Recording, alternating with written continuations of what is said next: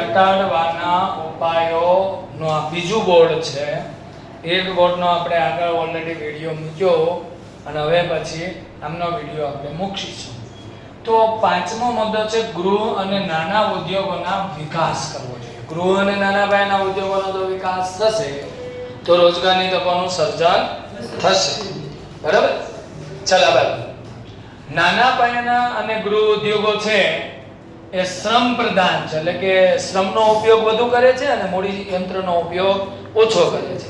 એટલે શ્રમ પ્રધાન હોવાથી ઓછી મૂડીએ વધુ રોજગારની તકોનું સર્જન કરવાની એનામાં શું છે? ક્ષમતા છે. એટલે રોજગારી તકોનું વધુ સર્જન થશે. શું કહે છે? જેમ કે એક સરખા મૂડીરોકાણે નાના ઉદ્યોગોમાં મોટા ઉદ્યોગોની સરખામણી જોજો, નાના ઉદ્યોગો કરતા મોટા ઉદ્યોગો કરતા નાના ઉદ્યોગોમાં 7.5 ગણી વધુ રોજગારની તકોનું સર્જન કરવાની ક્ષમતા છે. મોટા ઉદ્યોગોમાં તમે મૂડીરોકાણ કરો ને એટલું મૂડીરોકાણ જો નાના પાયાના ઉદ્યોગોમાં કરો તો આના કરતા 7.5 ગણી વધુ રોજગારની તકોનું સર્જન કરી કેમ છે? કેમ કે એ શ્રમ પ્રચુર છે. મોટા ઉદ્યોગો એ મૂડી પ્રચુર છે. મૂડી યંત્રનો ઉપયોગ વધુ કરે, શ્રમનો ઓછો ઉપયોગ. બરાબર? આ દ્રષ્ટિએ જો મૂડીની ખેંચવાળા અને શ્રમ પ્રધાન ભારત દેશમાં ગૃહ અને નાના ઉદ્યોગોને દેશમાં વધુ રોજગારી આપવા એ શ્રેષ્ઠ વિકલ્પ તરીકે એને સ્વીકારી અને એના વિકાસ માટે આપણે પ્રયાસ કરવા જોઈએ.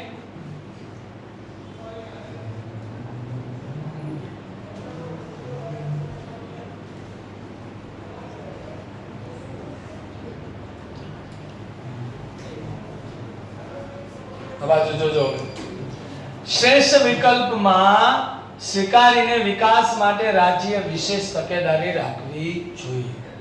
રાખી નથી રાખી છે સરકારે. તમને ખબર હોય નાના પાયાના ઉદ્યોગો માટે કેટલી વસ્તુઓ? 800 વસ્તુઓ અનામત મૂકી દીધી, જેમાં મોટા પ્રવેશ કરી નહોતા શકતા. આ દિશામાં નાના ઉદ્યોગોને અનામત એટલે રક્ષણ આવી ગયું. કેટલી વસ્તુનું? 800 વસ્તુ. અને નાણાકીય અને ટેકનિકલ ને સંચાલકીય સહાય આપવા. જો નાણાકીય એટલે મેં તમને હમણાં જ કીધું હતું કે નાનો ઉદ્યોગ સ્થાપો તો તમારે 35 થી 40% સબસિડી સરકાર અત્યારે હાલ આપે છે. શું કામ? કે શ્રમ પ્રચુર છે, રોજગારની તકોનું શું કરે છે? સર્જન કરે.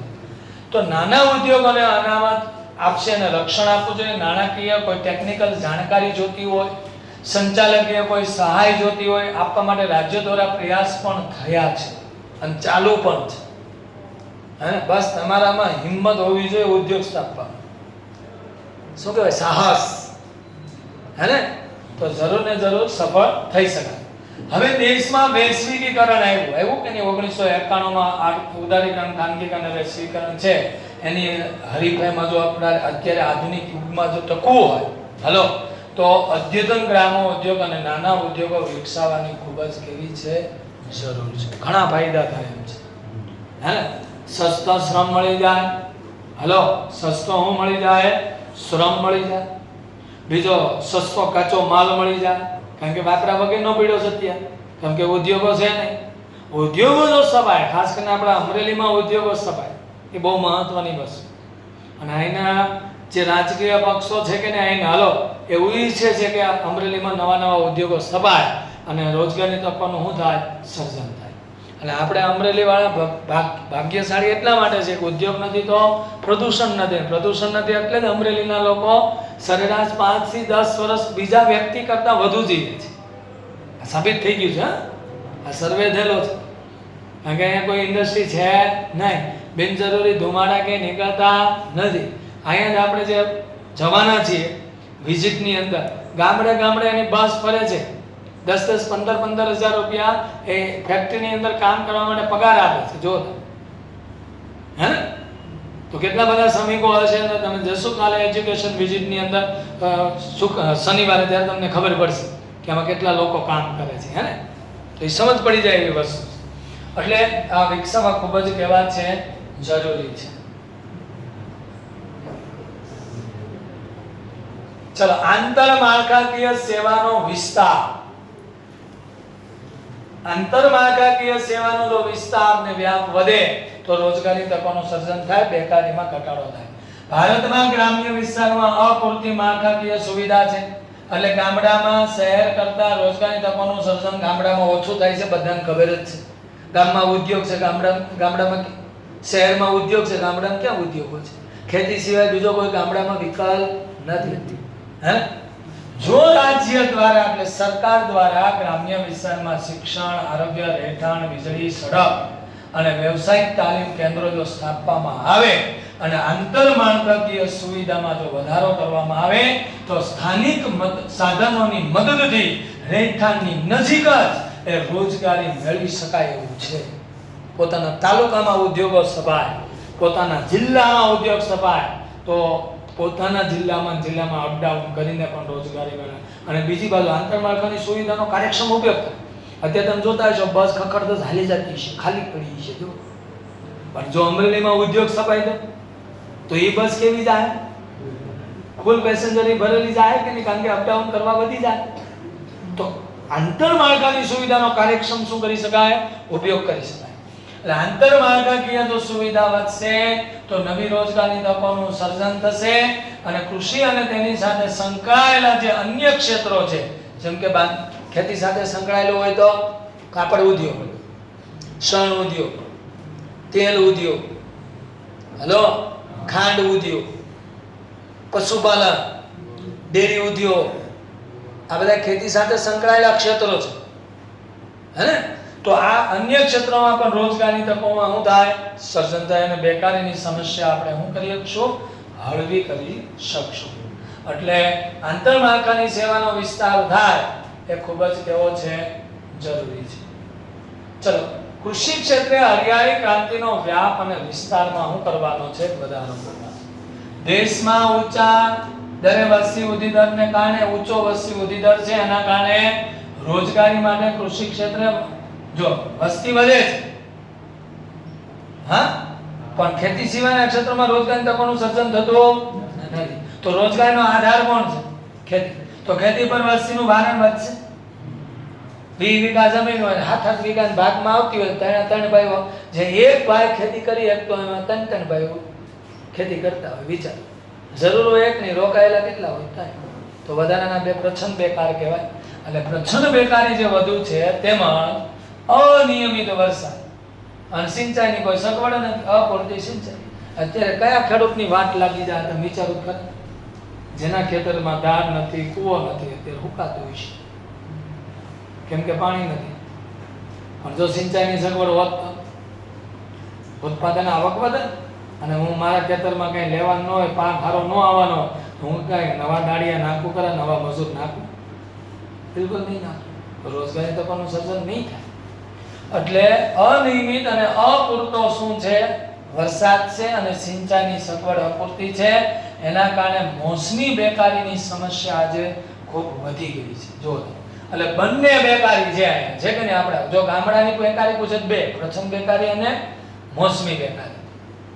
તો એ શું કહે છે કે આ સમસ્યા એટલે બેકારીને જો હલ કરી હોય તો કૃષિ ક્ષેત્રે ભારતરૂપ જેટલી વસ્તી છે એ રોજગારી માટે અન્ય ક્ષેત્રોમાં ખસેડી શકાય ને એવી ક્ષમતા આજે આપણી પાસે એ પ્રાપ્ત નથી થઈ શકી. આપણે એમ કહીએ જરૂર કરતા વધારના શ્રમિકોને ક્યાં ખસેડી દો? ઉદ્યોગ અને સેવામાં ખસેડી. પણ ઉદ્યોગ અને સેવામાં કેટલાક શ્રમિકો બેકાર તો આને કેવી રીતે ત્યાં હમાવ?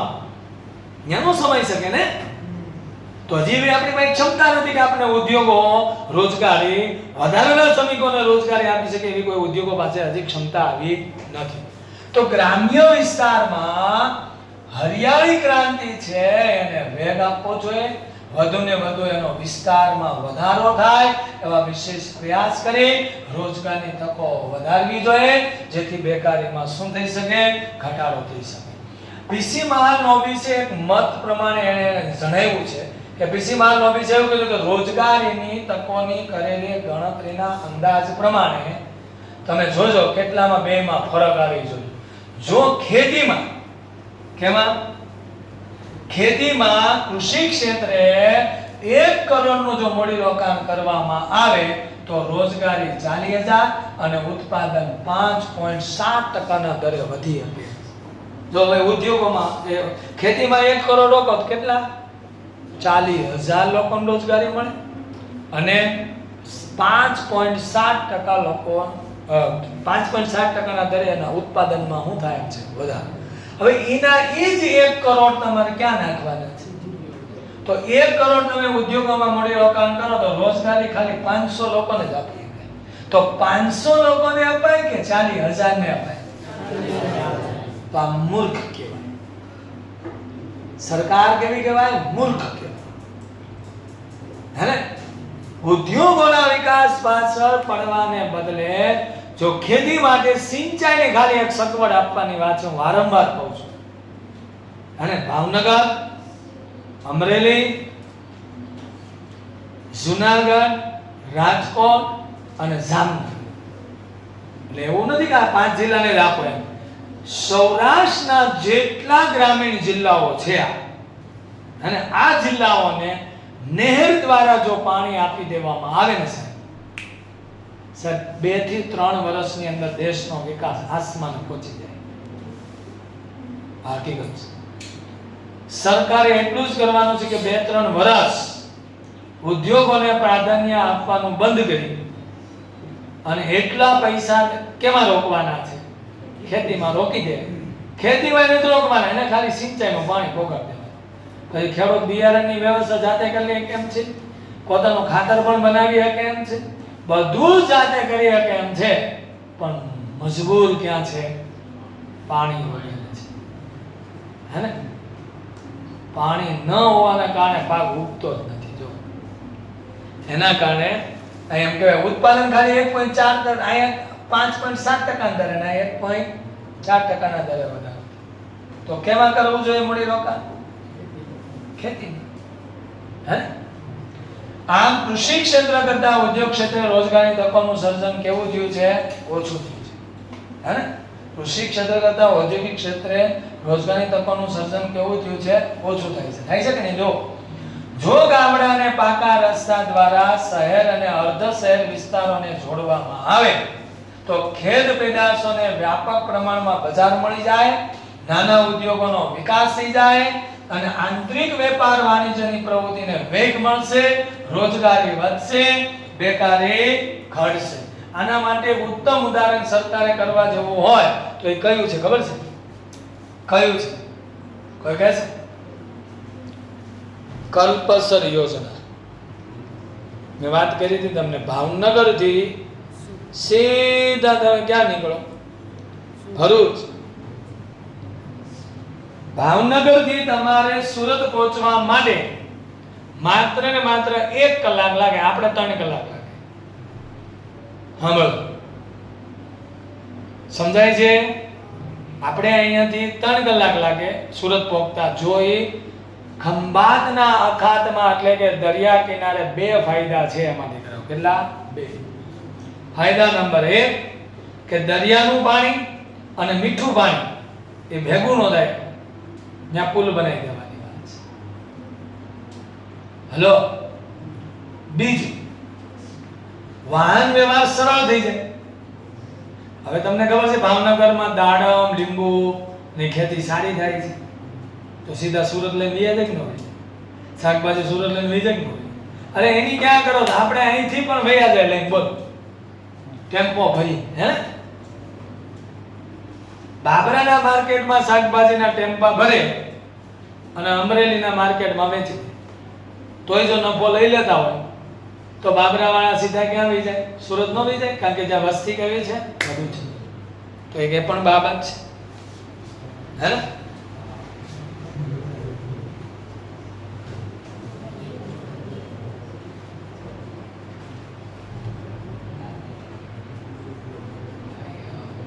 કૃષિ ક્ષેત્રે શરૂ થયેલી હરિયાળી ક્રાંતિ વધુ વ્યાપક અને વેગવાન બનાવવા તેને પૂરક પ્રવૃત્તિઓ જેવી કે નાના મધ્યમ કદની સિંચાઈ, મેં હમણાં કીધું એમ, જમીન સંરક્ષણ, જમીનનું નવીનીકરણ, એક કરતા વધુ પાક લઈ શકાય એવું આયોજન કરવું જોઈએ. હે ને? એક કરતા વધુ પાક લઈ શકે એવું શું કરવું જોઈએ? આયોજન થવું જોઈએ. હવે એની સાથે સંકળાયેલી બાબતની વાત કરીએ તો હું એમ કહું છું કે વધુ વ્યાપક પ્રમાણમાં જો હરિયાળી ક્રાંતિ વ્યાપક બનશે, વધુ વિસ્તારમાં આવશે તો એની પૂરક પ્રવૃત્તિ જોઈએ કે નાના મધ્યમ કદની સિંચાઈ, જમીન સંરક્ષણ, જમીનનું નવીનીકરણ, એક કરતા વધુ પાક લેવાનું આયોજન, પાક વીમા યોજના, વન વિકાસ, ડેરીનો વિકાસ, ડેરી ઉદ્યોગ, હાલો જે ખેતી સાથે સંકળાયેલો છે, પશુપાલનનો વિકાસ થશે કે નહીં? જે દૂધની જે બનાવટી 7000 લીટર હમણાં પકડાવું, તમને ખબર હોય તો 2 દિવસ પહેલા 7150 લીટર, વિચાર ડુપ્લિકેટ, હે? તો એ પણ પ્રશ્નો બધા હલ થઈ જાય. આવી બાબતોને વિકસાવવી ખૂબ જ કેવી છે? જરૂરી છે. જો આવી બાબતોને વિકસાવવામાં આવશે તો વધુ ને વધુ રોજગારી તકોનું શું થાય? સર્જન. રસ્તા બાંધકામ સૌથી વધુ રોજગારી પ્રદાન છે, યાદ રાખજો. જેથી ભારતના પ્રધાનમંત્રી ગ્રામ સડક યોજના શરૂ કરવામાં આવી અને એની પાછળ બજેટ પણ ફાળવવામાં આવ્યું. ગામડે તમે જશો તો બોર્ડ મારેલું તમને જોવા મળશે, એક ગામથી બીજા ગામને જોડતો રસ્તો હશે, જો તમે ત્યાં લખેલું છે પ્રધાનમંત્રી સડક યોજના, બરાબર? તો એ રસ્તા બાંધકામમાં અનેક ઘણા લોકોને રોજગારી મળશે, ઝડપી વાહન વ્યવહારની સગવડ મળશે અને નોંધપાત્ર બજેટ એની પાછળ ફાળવવામાં આવ્યું છે. પડતર જે જમીન છે, પડતર સાંભળજો બરોબર, આ પડતર જમીનને ખેડાણ હેઠળ લાવવામાં આવે, બાવળિયા કાપી નાખે, ખડ કાઢી નાખે અને એને ખેડાણ હેઠળ જો લાવવામાં આવે તો વધુ માણસોને રોજગારી મળી જાય કે ન મળી? હવે તમે વિચાર કરો, અહીંયા રોજગારી નહીં આપતા, અહીંયા હુક્સ લાવ્યા પડતર જમીનમાં, ખબર હોય આ ડેમની આગળ, હે ને, બક્ષીપુરની આગળ છે, એ કેટલા ઝાડ વાવ્યા જો તો ખાડા ખોદવા માટે રોજગારી મળે છે, વાવવા માટે રોજગારી મળે છે, પછી એમાં પાણી પાવા માટે રોજગારી, પિંજરા બનાવવા માટે રોજગારી મળી છે, કેટલું મળી છે? મળી છે. તો કહેવાનો મતલબ એમ છે કે પડતર જમીનને ખેડાણ હેઠળ વધુ માણસોને રોજી આપી શકાય. MS સ્વામીનાથનના મતે એમ કહે છે કે કૃષિ ક્ષેત્રના વિકાસની દિશામાં જો પ્રયાસ કરવામાં આવે તો ભારતમાં અનેક ગણી રોજીની તકોનો શું થઈ શકે એમ છે? સર્જન કરવાની શું છે? ક્ષમતા છે અને છે. હું તો એમ જ કહું છું કે સૌરાષ્ટ્રની ધરતી ઉપર જ્યારે નહેરોનું પાણી, જ્યારે સિંચાઈનું પાણી પહોંચે ને સાહેબ, તો સુરતનું વરાછા અડધું ખાલી થઈ જાય. આ હકીકત છે. સુરતનું વરાછા અડધું ખાલી થઈ જાય, અને અમદાવાદનું નિકોલ થઈ જાય 10% ખાલી. કે જ્યાં અહીંથી 50 જિલ્લાઓમાંથી ત્યાં લોકો ગયા છે રોજી રોટી મેળવવા માટે, કોઈ હીરામાં, કોઈ એમ્બ્રોઇડરીમાં, કોઈ અન્ય ફિલ્ડની અંદર ગયા છે, તો એ ફરીથી પાછા અહીંયા આવે. અહીંયા આવશે તો ગામની બાજુમાં કે તાલુકા કક્ષાએ સારી સારી સ્કૂલો ખુલશે, કેમ કે સંખ્યા વધી ને, પાછા આવે એટલે સરકારી શાળાઓમાં સંખ્યા વધશે. જો તમે વધશે તો એ પણ ફાયદો છે એવું કહી શકાય. જય હિન્દ.